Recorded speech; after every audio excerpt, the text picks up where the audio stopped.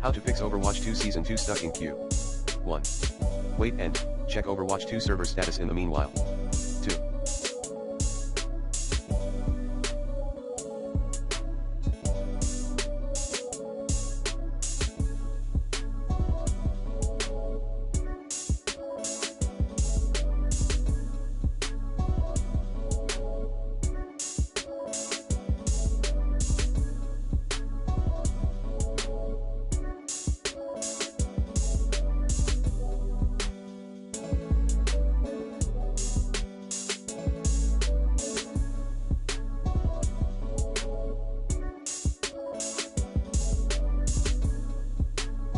Play other installed apps in your Battle.net client.